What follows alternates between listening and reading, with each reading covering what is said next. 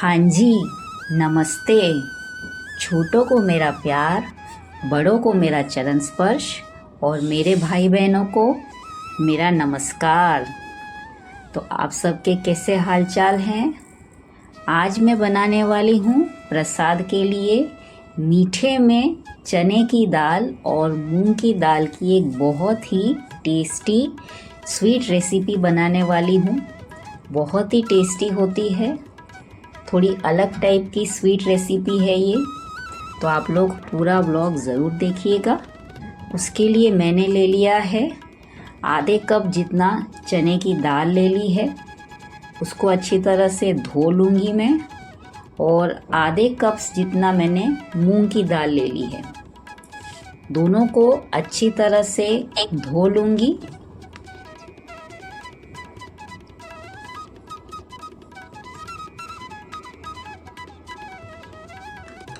अब मैंने दाल को अच्छी तरह से धो लिया है। अब उसको मैं कुकर में डाल के चढ़ाने के लिए रख दूंगी।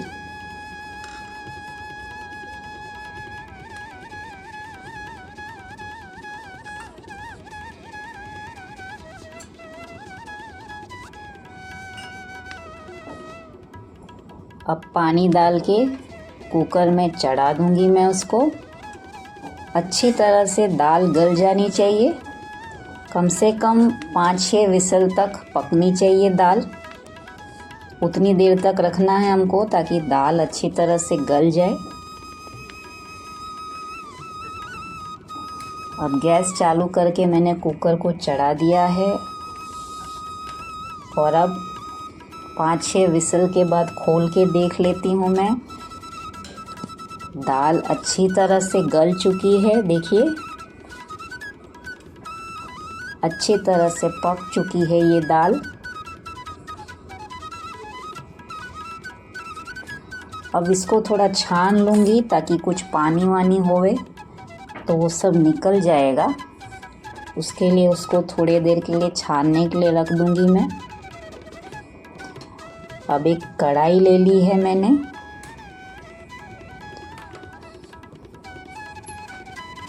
अब थोड़ी देर पानी निकलने के बाद उसको कढ़ाई में डाल के भून लूँगी।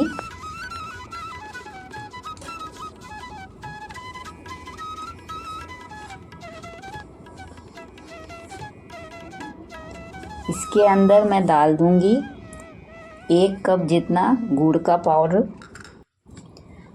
अब इसको अच्छी तरह से मिक्स कर लूँगी मैं।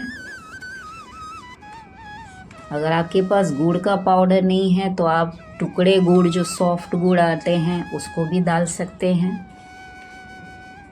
तो इन सबको अच्छी तरह से मिक्स कर लेना है।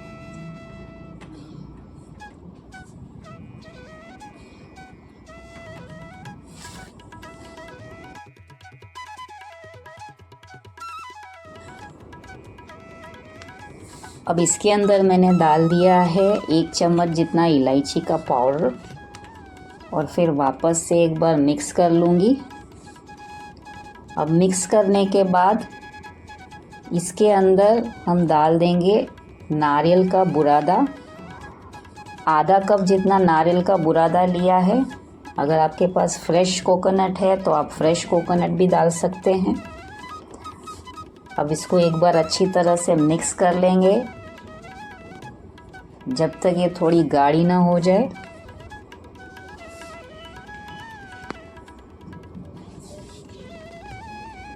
अच्छी तरह से मिक्स करना है इसको, थोड़ा भी ढीलापन नहीं रहना चाहिए। देखिए ये अच्छी तरह से मिक्स होके अच्छा गाढ़ा हो चुका है। अब गैस बंद कर देंगे और इसको ठंडा करने के लिए इसको मैं थोड़ी देर फ्रिज में रख दूंगी ताकि ये अच्छा ठंडा हो जाए। अब हम टमाटर वाले चावल बना लेंगे। तो उसके लिए मैं ले लूँगी एक कढ़ाई। उसके अंदर मैंने तेल डाल दिया है और अब उसमें डाल दूँगी 2 साबुत लाल मिर्चें। तेल गरम हो गया है। उसके बाद मैंने डाला है 2 साबुत लाल मिर्चें। अब इसके साथ ही मैं डाल दूँगी इसके अंदर 1 चम्मच जितनी राई, 1 चम्मच जीरा डाल दिया है।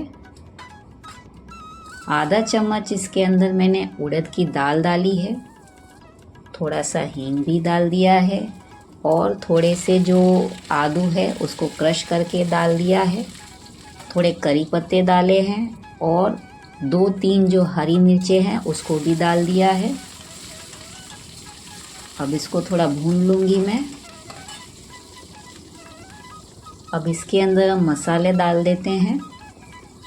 आधा चम्मच जितना हल्दी पाउडर डाल दिया है, 2 चम्मच जितना इसके अंदर मैं लाल मिर्च पाउडर डाल दूंगी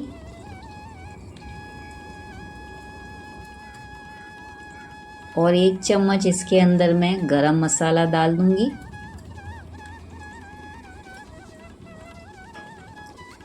अब इसको अच्छी तरह से मिक्स कर लूंगी मैं, ताकि मसाले अच्छी तरह से पक जाए।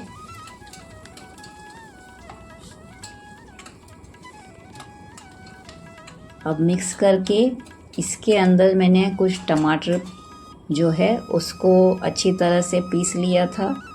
टमाटर का जो प्यूरी है उसको डाल देना है। कम से कम इसके अंदर 3 टमाटर डाल के मैंने उसकी प्यूरी बनाई थी, तो अब उसको भी डाल के इसके अंदर अच्छी तरह से मिक्स कर लूँगी। पानी बिल्कुल नहीं डालना है, नहीं तो एकदम पानी वाला हो जाएगा। तो अब इसको थोड़ी देर के लिए पकने देंगे। इसके अंदर मैं डाल दूँगी नमक। आप अपने टेस्ट के मुताबिक नमक डाल सकते हैं। अब इसको ढककर थोड़ी देर के लिए पकने दूंगी मैं, ताकि जो टमाटर है वो थोड़ा और गाढ़ा हो जाए। देखिए थोड़ी गाढ़ी हो चुकी है, टमाटर का जो कच्चापन है वो भी चला गया है।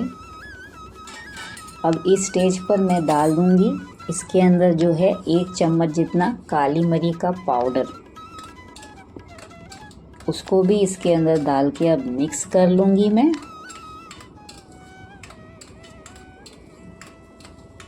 अब इसके अंदर डाल देना है चावल को मैंने पका के रखा था, तो अब उसको मैं इसके अंदर डाल दूँगी। थोड़ा थोड़ा करके डालिएगा, नहीं तो फिर चावल ज़्यादा लगेंगे और टमाटर की जो प्यूरी हमने बना के रखी है वो कम दिखेंगे। तो आपको जिस तरह से जैसे ही आपको चाहिए कंसिस्टेंसी, आप उस तरह से रख सकते हैं। अब इसको मिक्स कर लूँगी मैं।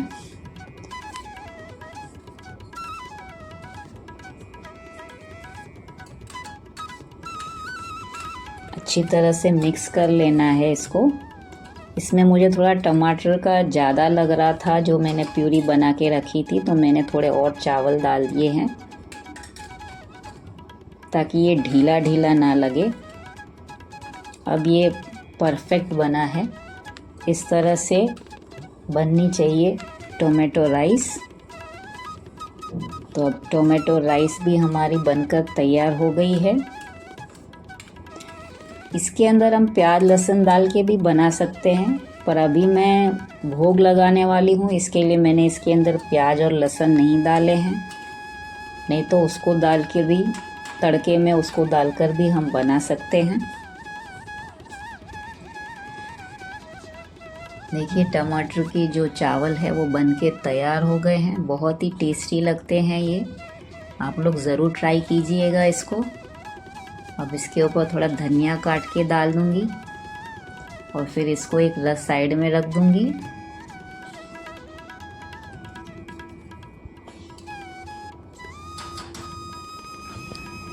अब जो हमने पूरन बना के रखा था वो अच्छी तरह से ठंडा हो चुका है।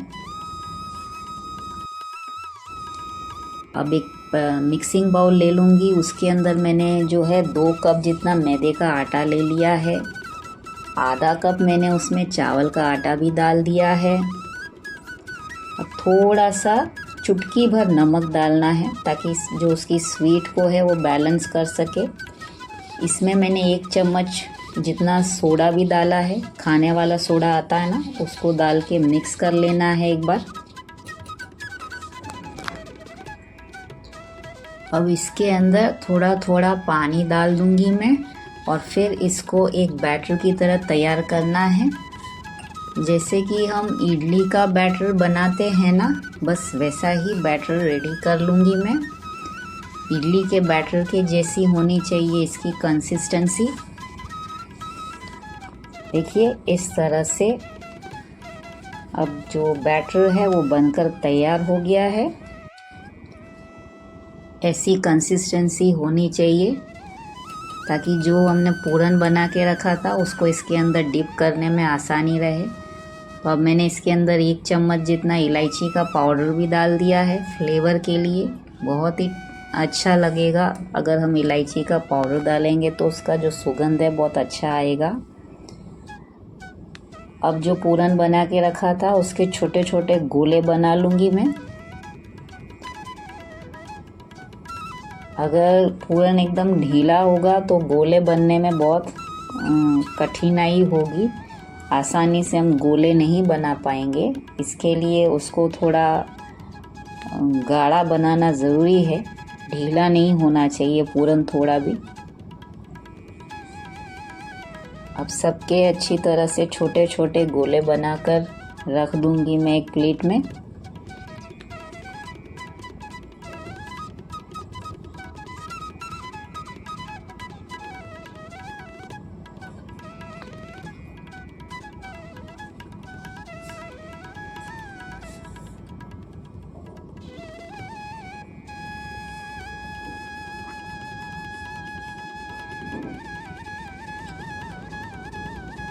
तो अब गोले अच्छी तरह से बना लिए हैं, छोटे छोटे गोले बनाकर रख दिए हैं। अब मैंने कढ़ाई में तेल भी चढ़ाकर रख दिया था।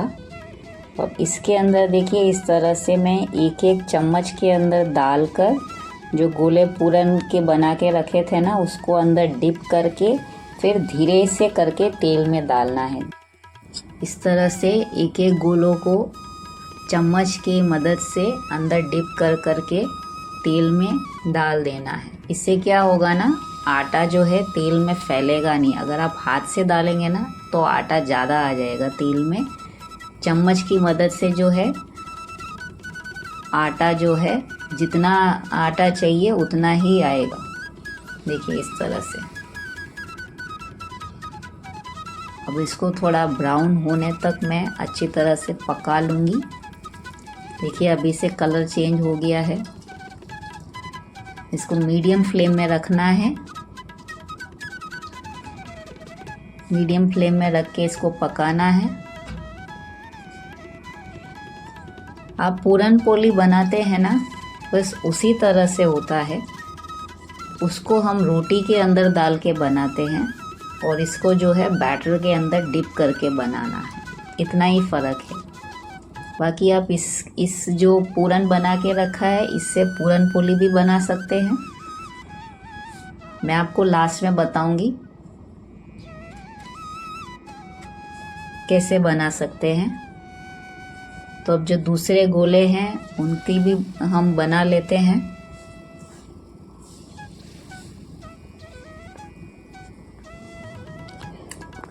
ये जो स्वीट रेसिपी है ये हर दिवाली में, इस रेसिपी के बिना दिवाली बनती ही नहीं है हमारी। दिवाली में हम कंपलसरी स्वीट रेसिपी को बनाते ही हैं और ये खाने में बहुत ही स्वादिष्ट होते हैं। आप लोग ज़रूर ट्राई कीजिएगा इस तरह की रेसिपी, आप लोग को भी बहुत पसंद आएगा।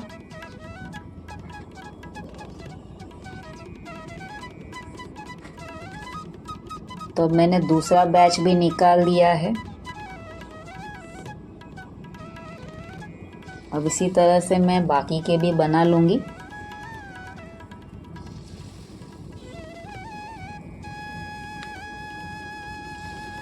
एक साथ ज़्यादा भी डाल सकते हैं, लेकिन क्या है ना फिर वो चिपक जाएंगे एक साथ। इसके लिए थोड़े थोड़े करके डालेंगे तो गोले चिपकेंगे नहीं।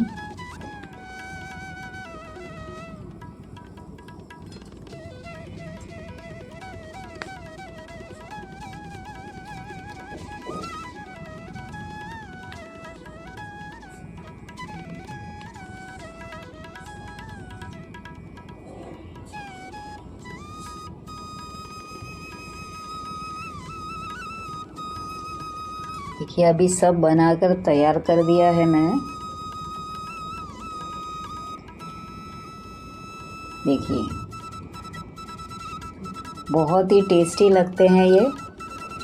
और मैंने आपको बताया था ना कि रोटी में भी इसको डाल के बना सकते हैं, जैसे हम पूरन पोली बनाते हैं ना।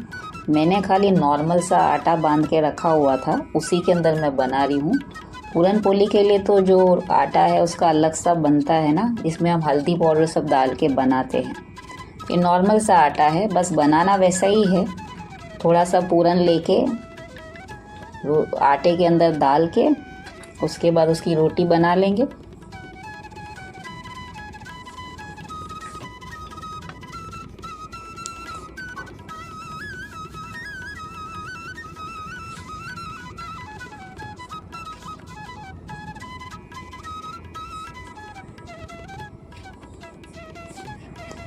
पूरन पोली के लिए आप एक दाल भी ले सकते हैं, मैंने यहाँ पे 2 दाल लिया है। और इस रेसिपी को बनाने के लिए भी हम एक दाल ले सकते हैं, चाहे तो चने की दाल ले सकते हैं। मूंग की दाल तो थोड़ा जो है अच्छा गाढ़ा बने, उसके लिए मैंने मूंग की दाल थोड़ी डाल के बनाया है। देखिए कितना सुंदर दिख रहा है। अब 2 रोटी मैंने बना ली है इस तरह से। अब थाली सजा दूंगी मैं। तो भोग के लिए मैंने थाली सजा दी है। आपको ये कुकिंग व्लॉग कैसा लगा? आप लोग भी खाइए, बनाकर खिलाइए। अगर अच्छा लगा हो आपको ये कुकिंग व्लॉग तो प्लीज़ वीडियो को एक लाइक ज़रूर कर दीजिएगा। मैं मिलती हूँ नेक्स्ट वीडियो में, तब तक के लिए बाय बाय, धन्यवाद।